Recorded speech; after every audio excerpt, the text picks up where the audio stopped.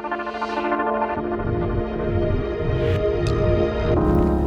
creatives, welcome back to my channel. Today we're going to do a little something different. We're going to review what's new in Procreate. Now, I do have a few Procreate videos on my channel. I'll leave the playlist link somewhere for you guys and down below, but I haven't fully delved too much into the program. I have only reviewed very minimal amounts of this program. So we're going to see what is new.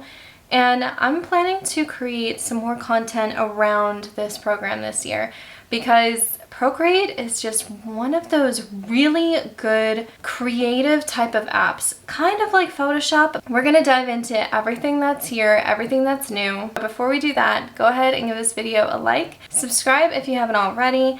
My name is Angela. I'm a graphic designer and illustrator for all of you who have recently subscribed. We are nearing 700 subscribers, which is amazing.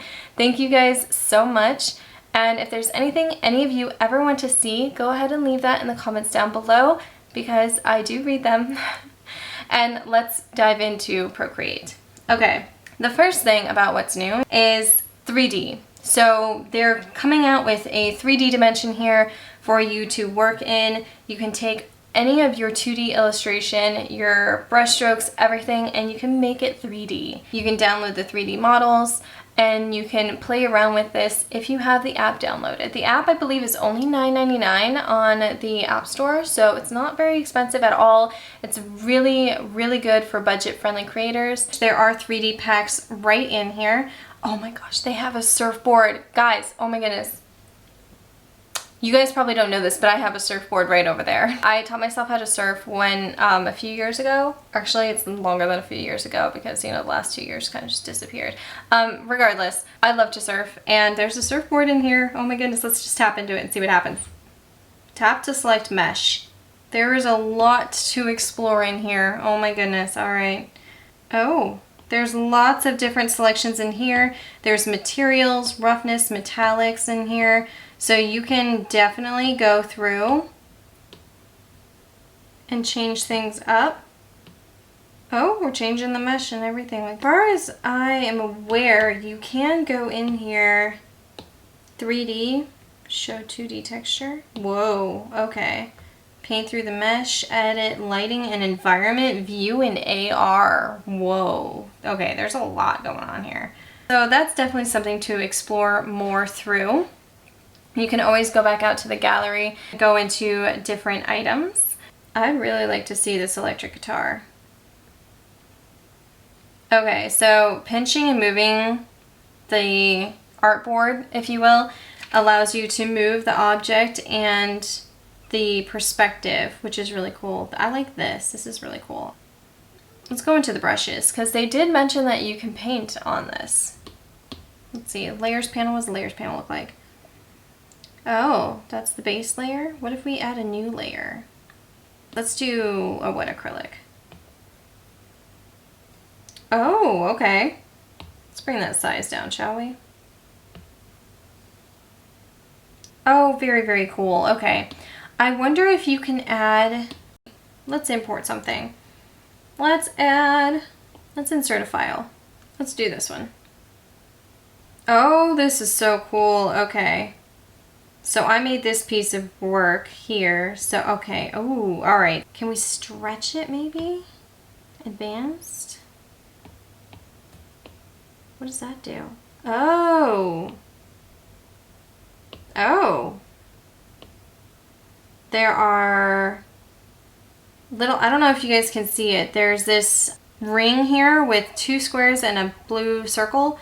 I don't know how well you, oh, that's zoom in, zoom out. Okay. Ooh, that's fun. Okay. All right. That's really cool. Can we move? Can we move it?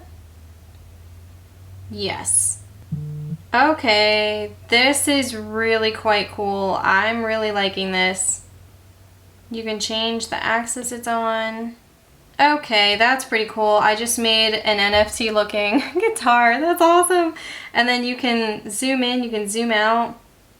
Oh, that's sick. And depending on how you're moving your fingers across the artboard, it changes the perspective. Let's go back to the gallery and see what it looks like. That looks awesome. Okay, definitely play with that because that's so cool. I'm gonna tap and rename this NFT electric guitar. You can copy these canvases too and just do whatever you want, but like that's pretty cool. I like that a lot. Oh, that's awesome. Okay, so yeah, definitely go ahead and play around with these because that's cool. Let's then go into, I'm just gonna go back into the original stack. Procreate has their own default stack of canvases and pieces, and let's go into the next one. Next. So they brought out more features like advanced motion filtering and single touch gestures, feedback sounds, and color naming. I love the color naming feature. I have already tested this out. It is really handy, so you can name your colors and save them if you want to make your own colors. For instance, if any of you follow Pantone and their color of the year, you can get the hex code for that. I've mentioned hex codes before in a Photoshop tutorial. If you guys want to see that, I'll link it somewhere. It goes deeper into hex codes and what hex codes are. But you can take the hex code, create it as a swatch, and then name it, the name of the color, which is awesome. Single touch gestures. I have not fully gone through all of them. And feedback sounds. I probably won't be using that, but you are more than welcome to. Next is they have page assist, also have to where you can find your most recent brushes. They're showcasing some of the touch selections here. You can also pin brush sizes on the slider bars. Brush size memory, yeah, brush size memory is what they call it. So that's pretty cool. They also have a completely new recent brush category in the brushes panel as well. So let's go into here and let's explore some of those. Let's go into our brushes panel. As you slide up, there's of course the recent category. So you can see all the brushes I recently have been using. You can see what my favorite ones are. I have not explored very many, I have to admit. However, I have taken the liberty to create my own brushes. A little bit, I played around a little bit with them. They live pretty much right here. I have a Starry Night brush where I created stars. I'm just gonna go into this. This is a default artwork that is in Procreate. I didn't have anything prepared for you guys today as far as like art, but I'm gonna create a new layer.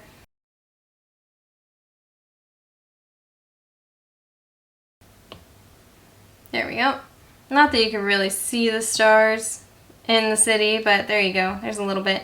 There's so much texture to this. You can then go into your recent category and whatever brush you just used recently pops up there. Very handy dandy. So that way you're like, oh no, I just used this brand new brush from the brush library. What was the name of the brush? I don't know. And then you just go into the recents and then there it is. There's also materials in here. Whoa, there's more. They put in more. These not all of these have been here. That's pretty good. Ooh, what's tawny? Let's look at tawny. I'm just gonna choose this lighter color that they have here. What does tawny do? Ooh, it makes it look tarnished. Oh, that was kind of cool. All right then. By the way, this guy at his little like food market stall here is just completely asleep, and she's wanting to steal some of the food, hoping that this guy doesn't wake up. Quite funny. By the way, the food looks great in this illustration. My goodness. So there's also the 3D aspect to this as well, so you can always make things into 3D. Go into your palettes here. You can create a brand new palette, or you can go into cards, because the default in palettes is this like component palette. You can go into cards and tap on cards, and you can see all the color. This is my color scheme. And you can see all the colors that you most recently had, and you can add a new one. A new palette. I'm just gonna tap that one in there. Let's go ahead and select a few more. Let's select, ooh, let's select this nice green. Let's select this nice green color here. Tap that in there. It just says green. You can change the names. I'll showcase that here in just a second. And then let's do the color of her hat. The blue-green is what they call it. You got this dark color as well. It's dark purple. Okay. Felix. Who's Felix? Don't know. They give the colors their own names. But you can tap into the name and you can call it whatever you want. Like if you just tap on the name, I'm just gonna call it bamboo green because it was a bamboo sitting over here. Or it was like something going on over there. The red orange, you can do orange light. You can make up whatever names you want, really. You can pull this out independently on your screen and you can move it wherever you need it to sit. And it'll sit anywhere you want. You can also press the X and it'll go whoop, right back here. You can also go back to compact and you can see your color palettes all in one. You can also go into your settings over here, go to preferences and go into gesture controls and you can switch up and change all the gesture controls. Here's your quick menu. If you tap on this little icon over here and tap, you can also change that setting. You can get the quick menu up here. You can also, I believe you can change the name. Lightning menu. There we go. It's fun. Sorry, guys. You can merge down, new layer, flip vertically, clear layer, copy, flip horizontally. Like there's so many things that you can do within the quick layer option. I don't use it enough, which I probably should, but there's a whole array of things that you can do in Procreate. So you can mess with all the original artworks in here. You can add to them if you want. I created this one just in my last video. I brought it into Procreate here. So you can do a lot of stuff with this. There's so much more you can do to create anything you want in this program. I mentioned earlier about the brush stroke and brush size pinning. Let me go into here. Let's do a sketching. I'm doing HB pencil. So for the size of this one, I want it to be pretty big. Let me just do a new layer. Let's pull a color. Pull that color. Let's see what kind of named it. It just gave it pink. It just gave it the name of pink. If you wanted to add some more like accents on this. This is a new one. Thylacine marker. That's kind of cool. Alright, so for instance, if you wanted to add more markings and make this look really like graffiti grotesque type thing, and keep the size of this for a reference, like this is 5%, you can tap on it, tap on this is the brush size scale over here slider, you can add the plus sign and it will mark it and save the mark for you. And then you can go up in size. Let's choose a darker color. Let's choose that one. Dark magenta is what it calls it. Alright. And you can switch back and forth between the two, which I find to be super handy, especially if you wanted to go in and just choose the pink.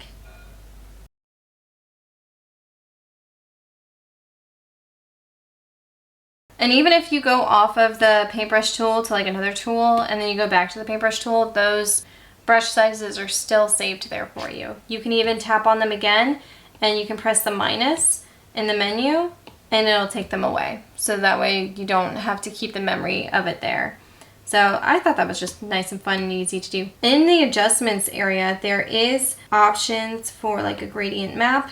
There's gradient libraries you can do, which is pretty cool. You can change the colors of the gradients as well. You can even make it completely different from the colors that are on here. There we go, bring it closer, press done, make it mystic.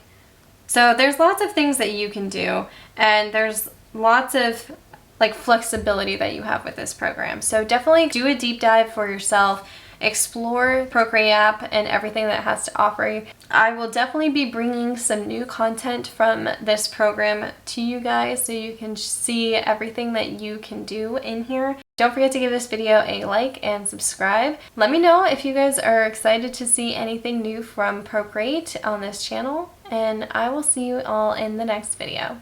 See you soon, creatives.